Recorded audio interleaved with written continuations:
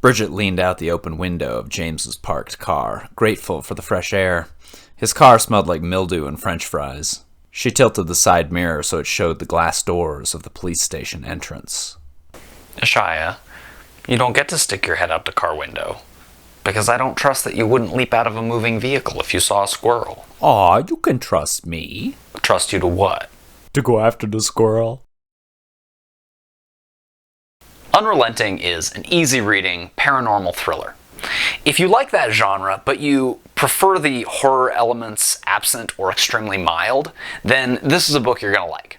If you enjoy other tropes of the genre, such as headstrong main characters, engaging descriptions, and side characters that sort of bounce off each other in delightful ways, then this is an excellent book for you.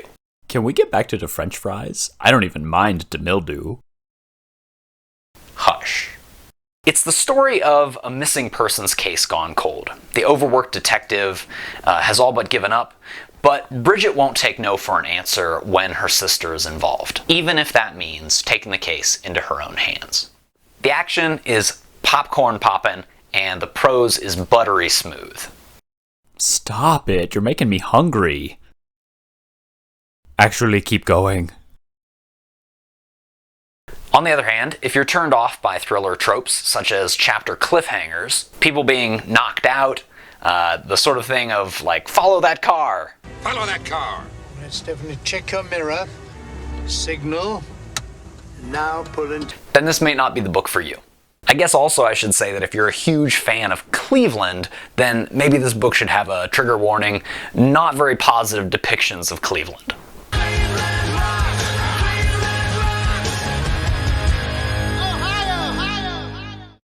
Daddy? Yes, Ashaya? Would I like Cleveland? I don't know, Ashaya. It's not nearly as sunny as Albuquerque. I do like the sun. I know you do, baby.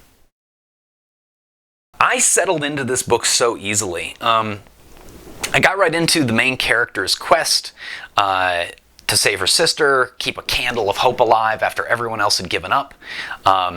This is not normally a genre that I would seek out, but the prose is just like I said, it's so buttery smooth, it's super easy to read, it's not scary, which is my preference, and the characters are likable. The emotions get suitably more intense toward the climax. Yeah, it's just an overall enjoyable experience.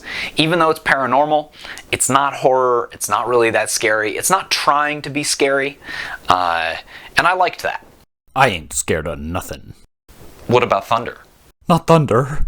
And fireworks? There aren't fireworks in this book, are there? No, honey, there aren't any fireworks in this book. There's even a really nice understated humor throughout. As I read this book, it made me think, what if it was basically these two, but very amateur and a little bit incompetent? So I know for a fact that at least one of the writers of this book, there are two, is a discovery writer, meaning that there's less planning that goes on ahead of time, and the writer is discovering how the story is going to unfold as they write it. I write in the same way, and I have a really hard time doing otherwise. If that's your style, you may feel frustrated at times when your writing leads you down a path that is unexpected or even is just a dead end, and you might feel that the story is kind of wallowing. Unrelenting demonstrates two techniques to help avoid these pitfalls while discovery writing. The first, and of course this won't work for every story, but the main character is absolutely unwilling to back down from her goal. So if you are a discovery writer, strongly consider constructing such a character so that they are continually driving the action and driving the plot forward. Oh, like when I see a cat on the walk and I'm just like unwilling to go any further until I fully investigate the cat? Yes, like that. Oh, okay. This goal is a strict universal constant that drives the character to be unrelenting in their actions. And it's just generally an excellent way to keep the story on track.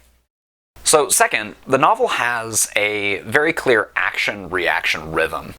There's these action sequences, and after them, they're almost always followed by some sort of character reflection and decision-making about what to do next. And that decision making always leads into more action. Things are achieved, something is discovered, or something goes wrong.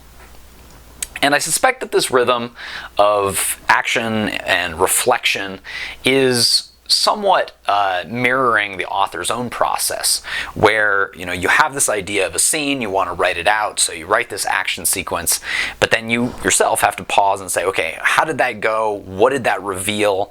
And what happens next? It also just makes for an exciting novel. It has this roller coaster feel to it, right? Where we have these exciting moments and then a time to reflect on what was gained or what was lost. Lastly, just a general fun thing to do. I mentioned the Mulder-Scully comparison a little earlier, and that's really apt, I think. If you ever force two characters that are opposed in some aspects of their belief or personality into close proximity, if you force these characters into close proximity, they're going to bounce off each other naturally in interesting ways. And that really helps, especially with discovery writers, that helps you keep your characters being themselves. It ensures that you're not imposing what they need to do on them to make the plot happen. You're letting them behave in their natural way. You're letting their personality come to light. In conclusion, Unrelenting is this smooth-reading paranormal thriller. It's got really fun characters that bounce off of each other, and it might be something to pick up, especially if you're a discovery writer interested in seeing what it feels like to read a book that I can guarantee you was written in that pantser style. It was not plotted out ahead of time. So until next time, good luck and good writing. I'm something of an unrelenting investigator myself. I vow to never stop trying to solve the mystery of the flavor of the neighborhood cats. There are lots of clues. I know the red pickup truck where they like to hide under, so I sniff all the wheel wells every time I pass. I know the particular spot where the one neighbor leaves cat food out on the sidewalk for the feral cats. There's a high brick wall the cats like to use for quick escapes when I come by, but they are arrogant and they underestimate my power. They have the high ground, but I'm a great jumper.